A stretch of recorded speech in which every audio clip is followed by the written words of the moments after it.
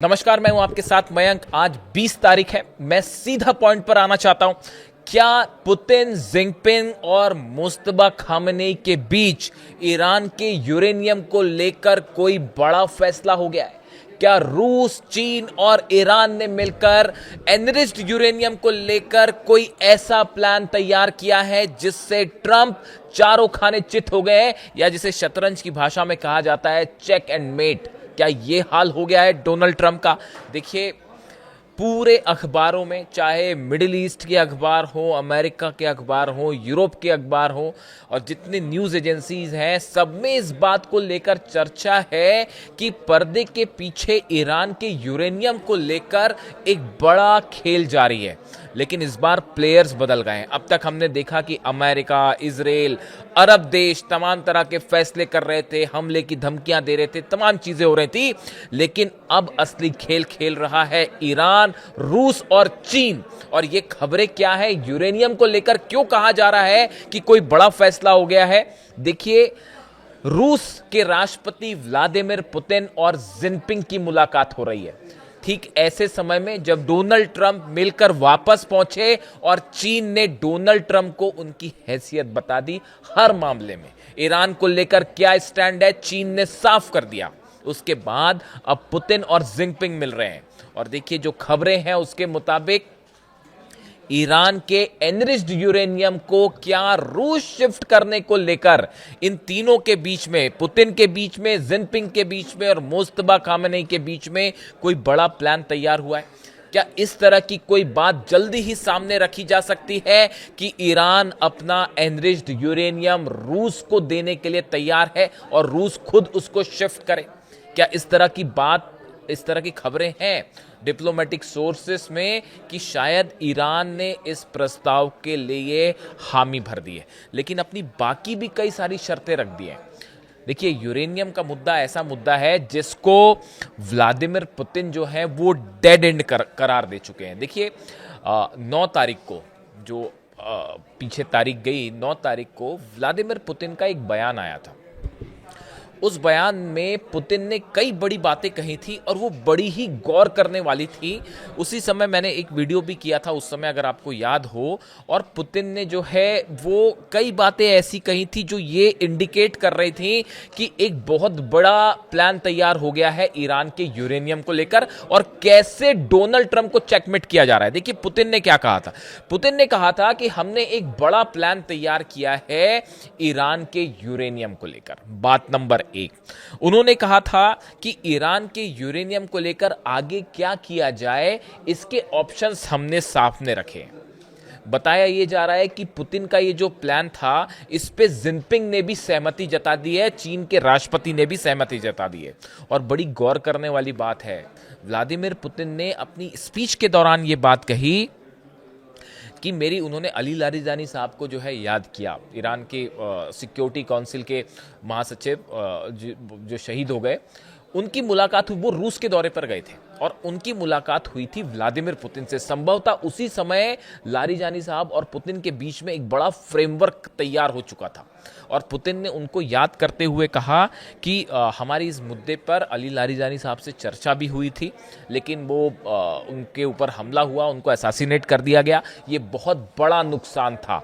और देखिए, ये व्लादिमीर पुतिन ने अली लारिजानी साहब के लिए जो बातें कही कि वो एक ऐसे शख्स थे जिनका जाना इस पूरे युद्ध में एक आज जो डील नहीं हो पा रही है उसमें एक बहुत बड़ी भूमिका यह भी है कि अब अली लारिजानी साहब जैसा कोई शख्स वहां पे नहीं है जो कि बेहतरीन हर मामलों को बहुत अच्छी तरह से समझते थे। ये अपने आप में देखिए बड़ा ही हैरान करने वाला मुद्दा है कि आपने, इसीलिए कहा जाता है कि जो लोग ईरान में बात करने के लिए एक ऐसी पिच को लेकर आगे बढ़ते जो कि सबको सहमत होते सबसे, या इंटेलेक्चुअल स्तर पर बात कर सकते थे, उस पर, उन सब पर जो है हमले कर दिए अमेरिका ने, उन सबको शहीद कर दिया। अब उसके बाद कह रहे हैं किससे बात करें, किससे बात? अब बात करिए सेना से, ईरान की सेना से बात करिए। अब यही हो सकता है तो देखिए उन्होंने, पुतिन ने अली लारिजानी साहब को भी याद किया था, उसके साथ ही उन्होंने अली खामेनी साहब का भी जिक्र किया और उन्होंने ये भी कहा कि अली खामेनी साहब ने खुद ये फतवा जारी किया था कि हम कभी जो है वो न्यूक्लियर बॉम्ब नहीं बनाएंगे, और ईरान ने कभी न्यूक्लियर बॉम्ब नहीं बनाया। IAEA को कोई सबूत नहीं मिला।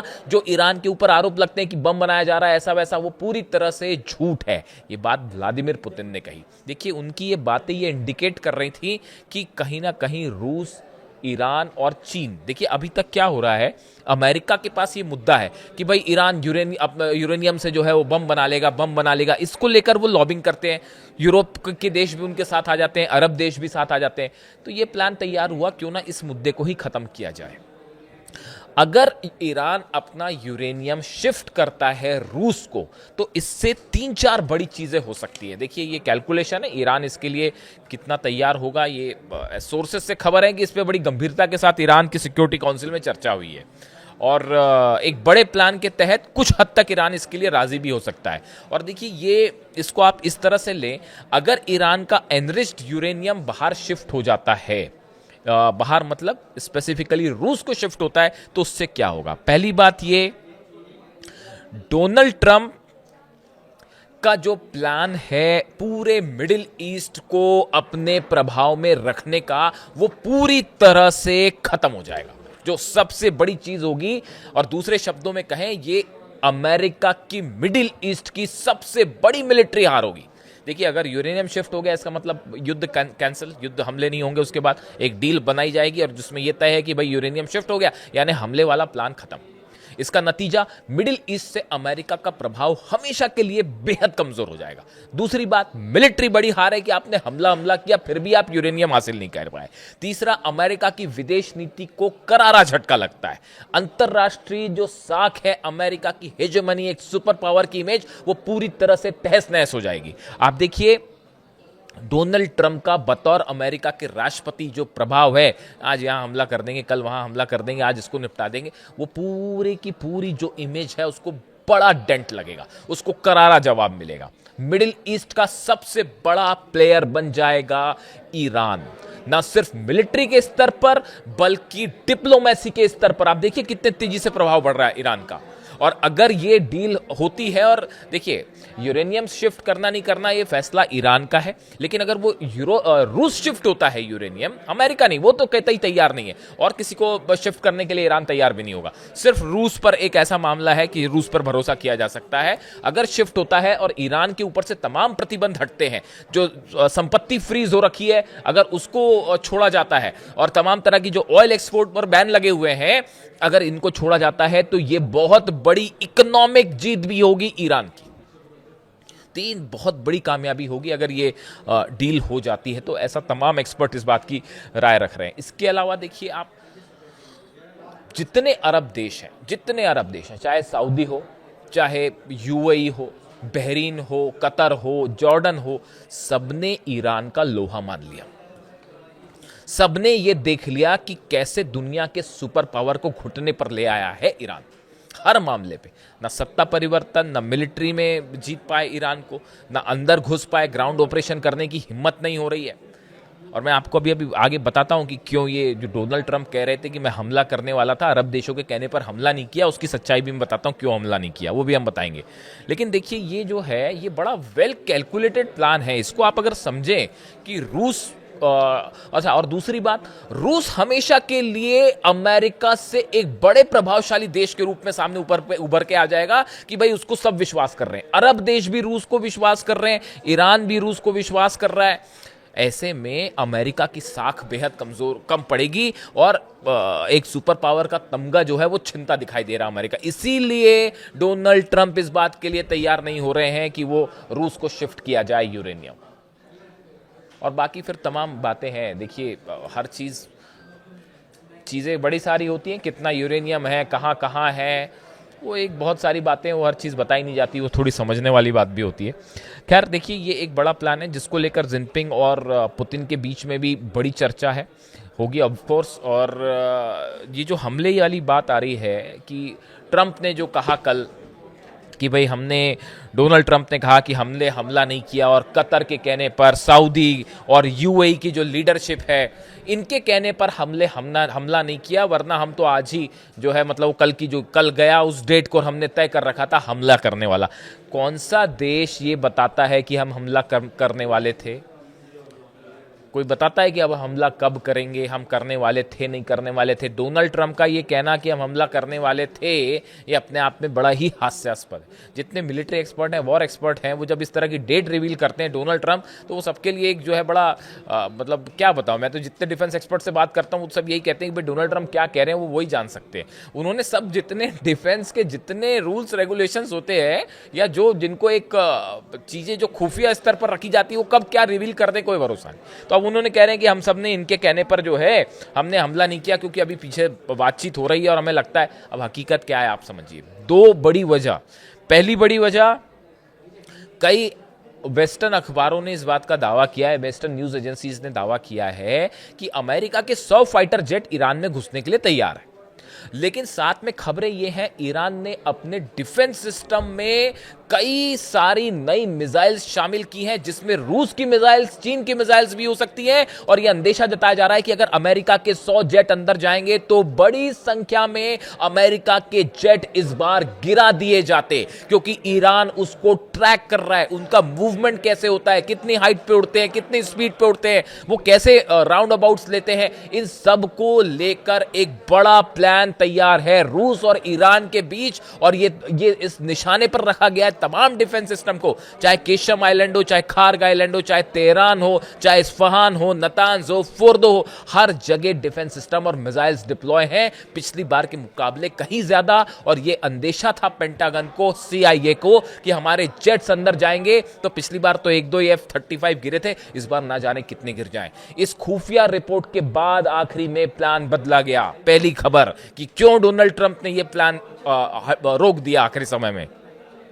दूसरा, डोनाल्ड ट्रंप नहीं चाहते थे कि पुतिन और जिनपिंग मिल रहे हों, उसके बीच में हमला किया जाए, वरना पुतिन और जिनपिंग दोनों का एक साथ बड़ा फैसला हो सकता था कि अमेरिका को कैसे जवाब दिया जाए। दो महाशक्तियां मिलके डोनाल्ड ट्रंप को जवाब देती अगर वो ईरान पर हमला कर देते, और उस समय पुतिन चीन में हो, ऐसी स्थिति में हालात बिगड़ सकते थे मिडिल ईस्ट में। इस बात का डर सता रहा था डोनाल्ड ट्रंप को और उनके एडवाइजर्स को, इसलिए हमला नहीं किया गया। तीसरी बात आप सुनिए, आप सोचिए, यूएई के न्यूक्लियर पावर प्लांट पर हमला होता है, और यूएई जो ट्रंप के मुताबिक, और यूएई के जो राष्ट्रपति हैं वो ये कह रहे हैं, सजेस्ट कर रहे हैं कि अभी हमला मत करिए। आप सोचिए किसी देश के न्यूक्लियर पावर प्लांट पर हमला हो जाए और ये लगा कि ईरान ने हमला किया है, ऐसी सिचुएशन में वो देश का राष्ट्रपति ये कहेगा डोनाल्ड ट्रंप से कि भाई हमला मत करिए। ऐसे हालात में कहने का मतलब ये है कि आप इस बात को समझिए, चाहे अरब सऊदी हो, चाहे यूएई हो, चाहे कतर हो, बहरीन हो, हर देश इस बात को समझ रहा है कि ईरान से जंग का मतलब है पूरा अरब जलेगा। ये बात तय है। और ये वार्निंग शॉट्स थे, जो हो सकता है हुती नहीं फायर कर दिया हो, जो न्यूक्लियर पावर प्लांट पर जो मिसाइल गिरी और जो इजराइल में भयंकर बेत शेमेश में धमाका हुआ, ये बता रहा है कि ईरान कितने गुस्से में है और मामला बिगड़ सकता है। तो देखिए, कुल मिला के जो खबरें हैं सामने, उसके मुताबिक इस बात पर भी हमारी नज़र रहेगी कि ये जो मुलाकात के बाद जो है अब क्या रुख होता है पुतिन का और शी जिनपिंग का, और ख़ास तौर पर अमेरिका को क्या मैसेज दिया जाता है यूरेनियम को लेकर। देखिए, हॉर्मूज तो खुल जाएगा, हॉर्मूज ज़्यादा दिन तक अमेरिका इस पोजीशन में है ही नहीं कि वो हॉर्मूज को ब्लॉक करके रखें, वरना उसके बाद जो काउंटर सिचुएशन खड़ी हो रही है पूरी दुनिया में ऑयल को लेकर, हाहाकार मच जाएगा और डोनाल्ड ट्रंप अपनी स्थिति और कमज़ोर करेंगे। जितना लंबा ब्लॉकेड अमेरिका को, उतना बड़ा नुकसान। मिड टर्म पोल्स नवंबर में जो है डोनाल्ड ट्रंप की, उसमें करारी हार तय है। इसलिए इसको, हॉर्मूज को जल्दी खत्म करना चाहते हैं डोनाल्ड ट्रंप, चाहे हमला करके खत्म करें या बिना हमला करके खत्म करें। तो अब ये बात तय होगी पुतिन और जिनपिंग के बीच क्या बात हुई और ईरान को लेकर क्या चर्चा है, यूरेनियम को लेकर। ये तीनों देशों ने एक बड़ा प्लान तैयार कर लिया है, जिस चक्रव्यूह में डोनाल्ड ट्रंप फंस गए हैं। पुतिन कह रहे हैं कि डेड एंड हो चुका है, अब इस समस्या का और कोई हल नहीं है, और हमारे पास यूरेनियम भेजने के अलावा अब इसका कोई हल हो ही नहीं सकता। और अगर ईरान इस बात के लिए राजी होता है तो ये ईरान के लिए विन विन सिचुएशन होगी। अपने सैंक्शंस भी हटाएगा ईरान, युद्ध में भी, वो तो पूरी दुनिया देख रही है कि युद्ध में ईरान जीत गया। आपको किसी को डाउट है? किसी को डाउट नहीं है। तो ये ईरान की बहुत बड़ी जीत होगी अगर ये समझौता होता है और यूरेनियम देने के लिए ईरान जो है वो रूस को यूरेनियम शिफ्ट करता है। लेकिन डोनाल्ड ट्रंप मुझे नहीं लगता इसके लिए तैयार होंगे, और अगर होते भी हैं तो समझौता कितने दिन चलेगा ये अपने आप में बड़े सारे इफ एंड बट है। लेकिन इसी बीच ये भी सच्चाई है कि 100 फाइटर जेट ट्रंप के तैयार हैं और जो किसी भी आदेश के बाद हमला कर सकते हैं, लेकिन उसका नतीजा पूरा अरब में एक बार फिर बड़ा विनाश देखने को मिल सकता है। जो भी अपडेट आएगा, चाहे बीजिंग से आए, चाहे न्यूयॉर्क से, चाहे तेहरान से, आप तक पहुंचाने की कोशिश होगी। Thank you so much.